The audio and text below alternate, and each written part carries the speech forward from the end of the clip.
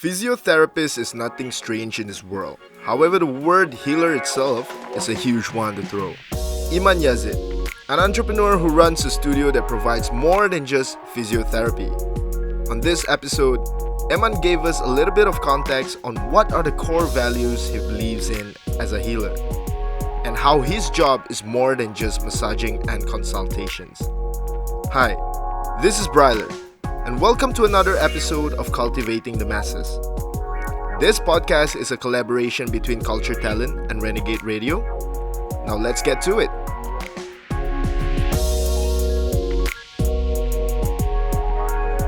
Hi Eman. Good afternoon. Good afternoon. How are you feeling today? Not too bad. Not It's too a little bad. bit warm, but I'm alright. Alright, cool. It's nice having you around. Thank you. Yeah, we just met a couple of weeks ago and just really discussed about what you do and all that. And we thought that it might be very interesting to bring you over for our podcast session and just discuss in general. Cool. Just relax and all that, right? We've been knowing you for quite some time now, and we really wanted to get to know you up and close and personal. Mm-hmm. But we never got the chance to, mainly because you don't have a personal Instagram page. Okay. Is there any reason as to why you don't have an Instagram Okay. page? I used to have my personal Instagram page, and I still have my Facebook, and there was a link from Instagram to Facebook which I post a lot of times, all the time. But as I have my own business as well, I have my own Instagram business page, so it gets a little bit disjointed and it was difficult for me to manage. So I thought, which is more important for me to grow my business, so I have to drop my personal account. Yeah. Oh, wow. That's basically it. Basically, I find another purpose of Right. What's Yeah, more that's important. great, because like a lot of people, when we're talking about like a personal account, they're very romantic with the idea of having a personal account and a business account, right? So Yeah. thinking that you look at in that way, it's very, very interesting.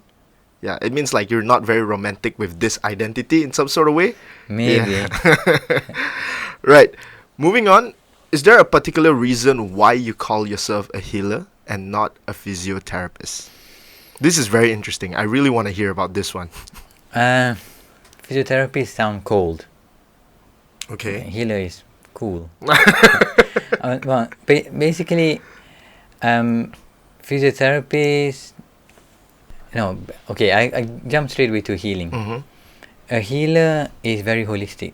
Mm-hmm. They need more than just treating people Right. physically. Being a physiotherapist for almost 10 years, I understand that everybody who comes to me does not come only with one problem. Physical part is only one problem.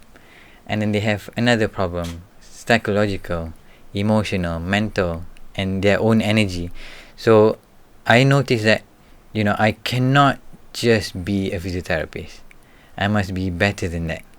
So listening, maybe not trying to solve anything, but just listening to them, that's another different expertise and skills that a physio will basically upgrade themselves, or anybody else will upgrade themselves to become a healer. Mm-hmm. Yeah. So you actually, instead of like, what you're trying to put out there is like a physiotherapist is a little bit more like, okay, this is my job, I'm just gonna do it. Anything else that comes within that, I don't want to bother myself with. Oh, it. yeah. Yeah, is it something like Yeah. that? And you just want to have a little bit more added value in that. Yeah, because you see, for some people, I play music with them. For some, I will sing with them. For some, I walk together with them in the park, where they just need other kinds of rehab. But there's something which that missing jigsaw, which I try to slot in all the time by cooking them something very simple, or just smiling and say, how are you doing today, when nobody else tells them that. Yeah. So but getting there is not easy. Oh. Yeah. Do you mind sharing with us the journey, like getting there? It's there's a lot of listening, and there's a lot of silence to what you do. You just have to, yes, but not, suggesting anything. Oh, you should do this. Oh no, you should do that. No, I think what's the best for you is this. No, it's just understanding them emotionally. Being there with them. If they have to cry, you cry as well, or just understanding that emotion at that time, and then you're at a different level of treating people. Yeah. Have you ever cried with your clients? Yeah. I cried with them. I really feel their emotion at that time of the things that they tell, beyond their physical problems. Okay. What was that like? Was it like, what was the outcome of that? Did the client actually feel like rejuvenated after that session? It turns out that somebody that he knew, that he loved before, well, there's story behind it, but make it short. He thought that she left for good, but when he met her again, she still wear the same thing that he gave, which the marks of love to him. But at the same time, he was already married to somebody else. So, and that lady did not remarry because she still loves him. So, and then he broke into tears for about half an hour, and then I cried with him, and then at the end I told him, since you are free now, just go and greet her again, say hi, and say, how are you doing? Just get connected again. Wow. So yeah, I could feel there was a huge relief from him. Say, oh, I've get this burden out from me, and what's next is up to him. So yeah, I cannot continue his journey. Definitely. Wow. Yeah, now that is really what we would call a healer, of course. It's not just at that stage where you want to give physiotherapy and all that, but as a listener, just being there for someone, that's something really inspiring. Last week, you mentioned to us that your brother is also in a similar industry that you're in. Yep. Did you guys decide to take this career lifestyle growing, or what was the scenario like? I don't know, actually. It's a very good question. Well, his background, he's a sociologist. But I must say he's a jack of all trades. He can do anything, everything. That's the best thing about being in our family, is that our parents taught us to learn the art of everything. So you tell me, I can sing, I can cook, I can dance, I can play music, I can do anything. But he wants to be in the health line as well. So he picked up cupping as his mojo. Okay. What are some of the toughest experience that you had to go through as a healer? Okay, I can answer this very well. When there's silence. So you don't actually know whether you did a good job or you did something really bad. Okay. Yeah. Unless, even, when you contact the client and there was silence. As simple as, how is the therapy? Pause. Days and days. Yeah, so that was Tough. Does that happen a lot, or only to particular? No, only to some people. Yeah, for some people. But they do come back to you once in a while. Yeah, unless you call them, or you Yeah. you bump into them, or. Okay. All right. Becoming a healer is a noble thing. When was the time that you realized what you do is a valuable and an important aspect to people's lives? I can put the jigsaw puzzle in place. I don't know how to answer that directly, but I give you a phase that I went through in my life. When I treated a client, I was in the phase where, what am I doing? Am I departing something good for the society? Or it's just a job that I do on a day-to-day basis. So a client came back to me and tell, everything that you teach, everything that you depart, your knowledge, the way that you handle clients, and when they repeat it, this is religious a little bit. When they repeat it, that's pahala for you. So everything that you do is pahala. So if you depart a simple of knowledge and then they teach somebody else, that's pahala. So I was enlightened by that. I was scrolling down through your Instagram page the other day, Heal Studio, and I came about a couple of your posts. Actually, you were updating us with about this particular man that from the beginning he entered your studio, he barely couldn't walk in a straight manner, right? Suddenly, on the next few posts, we start seeing him driving and all that. Maybe you want to give a little bit of sharing on that side, from why did he came to you and what was the problem at the first place and how you helped him. Right. Yeah. I got to know him through a referral, and he lived very far. He lived in border Klang, and I was in Damansara. And even driving there makes you question.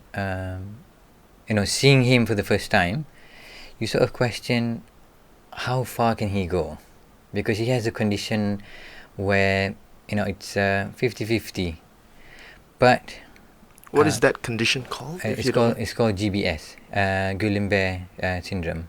So that condition, you can recover, but you might not recover completely. Or if you have relapse of another GBS, then it gets worse all the time. So I told him, the first few sessions I didn't want to tell my thoughts, because what you think becomes. So rather you just think positive. And the miracle of prayers and asking, somehow or other it the outcome was amazing. So he wasn't just doing physiotherapy. He was giving at the same time. Even though in that state, he gives people food and wow. And he never. The one thing that I learned from him was he never give up. He went through a lot in life, but he never give up. One thing that I can really remember was he told me all the time, let the wave comes, as big as tsunami. I will stand here and I will stand still. Meaning whatever comes in life, you just gotta go through it. From just transferring bed to the side and sitting down, to standing, to taking first step, and then repeating the same thing again and again every day, all the time when I'm there. And now he's walking, he's driving, he's absolutely almost normal. Yeah. This when I saw it, I'm like, well, how old is he, if you don't mind me asking? He is almost 70. Wow. Yeah, but his determination beats anything. Beats anything. Wow. Yeah, because that part specifically, especially when it involves some such huge recovery, right? I do believe everyone has some sort of emotion attachment to that. Even if we're watching cats of videos who went from a stray cat into a beautiful cat, a stray dog turns into a beautiful dog. Everyone have that sort of emotion going, seeing that process of them recovering, right? I just want to know what's the sort of emotion that goes through your heart when you're seeing all these results that came from him. Well, initially he was sad. There are many down days. There are many depressing days for him. He said, he sometimes questioned me, why not God just take me away? This is really sickening. Because, imagine you can walk one day and another day you can't even move. Can't even move half of your body. So he's been bedridden for months. And then, you have two choices. Whether I tell him all the time also, you want to do something about it, you don't want to do something about it. But he understands my presence there was for a reason, and I understand as well, everybody you meet every day, there must be a reason. Sometimes it could be just a beautiful car and makes you say, wow. That's it. You don't have to say, wow, I'm going to own this for the next 10 years. No, it's just wow. So, God, gives you signals in many, many forms and ways. So, yeah, man. Man, that's really, really nice to hear that. Like, you came in and he was in a very bad spot and all that, and you managed to help him plow through that, because support system is very important in those point in time. What's that one thing you have to focus on every day when you wake up? Happiness. Straightforward. Happiness. Well, I wanted to say money, but no, it's happiness. Do you mind giving a little bit of context on that? I think because that's just in my nature. Life is balance. When you're stuck with something, when you are not balanced, you are not happy. So when you are happy, everything else balances up. Yeah, it goes seamlessly. Yeah, a lot of people tend to forget about how important happiness is in their life, right? People are constantly trying to fill in that void and all that. And the fact that the moment you wake up, you think about happiness in itself is, I don't think a lot of people do, because most people in the working world, if you might say that way, the moment they wake up, the first thing they would think about is, shit, what am I gonna do today? Like they don't really focus on like, okay, dude, you gotta find some ways to be happy and so on. It's just a good way to be more grateful with your life and so on, right? This one, I think it's rather interesting as well. But now that you have provided the answer way back, but I still want to ask you anyways. If you didn't have your skill sets in physiotherapy, what are some of the things you would do to help others? I would basically ask for any kind of help they want. As simple as throwing the rubbish away, or help them fry an egg. Any kind. I guess that's just nature of healers, I think. Trying to help people in any way possible. Yeah. If you had the chance to meet your 10-year-old self, what advice would you give? That's a very interesting one. It's something that we always ask to our guests as well at times. Yeah, I will really plan for that. I will list down the people that you should do this, opportunities that you're going to get. But at the same time, I think also I would just enjoy the moment but not give any advice. Because life is interesting. Sometimes you tell what's ahead and it does not get any interesting anymore. Yeah. Yeah. So I totally get what you mean. Like, it's better not knowing rather than knowing where it's heading. Yeah. Yeah, because that's where the adventure is, right? Not knowing where it's gonna lead you to and so on. That's a pretty interesting way to look at it, to be honest. But then I would definitely tell myself to date as many as you can. No, it's joking. Oh, we gotta watch out on that one. That's hilarious. Anyways, from your experience as a healer, what's the one thing that a healer shouldn't do? I'm interested to know. That's easy. Do not eat anything that causes wind. Okay?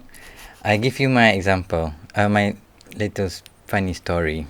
So I had a couple who came to me, and I thought I did not eat anything but causes wind, but I might have eat something. Okay, so my stomach was full and I was controlling, and there was a mobilization that I need to do, that I need to get on top of the client, and there you go.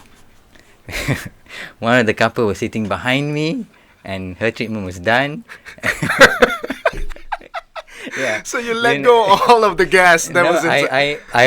I didn't want to let it go, but because of the pressure, and damn, Pam, it went out. And then how did they react? So there was a pause for about 5 seconds. And then I have to think, what should I do next? Damn. I straight away apologize. Sorry about it. But I'm definitely sure that they're gonna talk about it, over dinner. Yeah. I mean, that'll be a pretty hilarious story to tell. If I've got it on video, I'll be like, went viral on it. You sure you don't have CCTV over at your place? No, definitely not. That would be a funny moment to record. Anyways, that was a very funny story. I enjoyed laughing at that one. I'm just trying to wrap it around my head. What was the awkwardness like during that period of time? Man, it's really, really awkward. I have a lot of awkward moments. Yeah. Right. When you're learning, becoming a therapist, for some clients you shouldn't be saying something, and there's always that long pause. But when you look about it, when you can rewind, you'll laugh it off. Is there any particular content, video, or article that people out there should definitely check out that would benefit them? Okay. One that crosses my mind, which is very healing to the soul, is Sindidi. I think he's African. I don't really know where he's from, but he plays the hang drum. If you know the hang drum, on one side, it sounds different, but when you turn it the other way around, you can make a bass from it. Okay. Yeah, so it sounds like ding ding. Okay. and then he pun out with this Arabic guy who plays the ghazal. So he played ding ding ding ding ding ding ding. So it was just that. It was that the whole time. And then he sings also. So that is very, very healing for the soul. Yeah, when you're speaking of like a healing kind of music, right? I myself do practice meditation, if you might say that way. Music actually really helps you to be really just being more aware of your surrounding, of yourself, and just starting to, because there comes a point in time where in life where life just hits you so hard, you just need to take the time and just sit down and really appreciate that you have a pair of hands, you have a pair of legs, Yeah, true, you have a man. pair of ears, right? True. So that's how it actually helped me as a person. And when I try to do it without the music, it's like very awkward. Like I'm just sitting there like, why am I talking to myself? Yeah. But with music, it makes you feel a little bit more calm, a little bit more, there's a lot of serenity in it. Right, so what was the title of that again? It's called Modou, Modou, or just type Sindidi, Sindidi. Sindidi. All right. Okay, this is something more of a personal thing that I want to know. It's not on the question list. Okay. This one needs to be a little bit more random. Okay. Shoot me. Right. List down 3 things as to why people should come to you as a healer. Right. 1, it would be the ambience. It would be the people, and it would be the flow of treatment. I would not say the treatment or the flow of experience from opening the door to closing back the door. So that will wow people. Just before we wrap up, I have one more question to ask you. To anyone out there, our listeners or our viewers, who would like to have a session with you, where can they reach out to you and where would you send them to? Well, they can contact me directly. 019-6344-273. Okay, can you repeat that but slower? Yeah, it's 019-6344-273.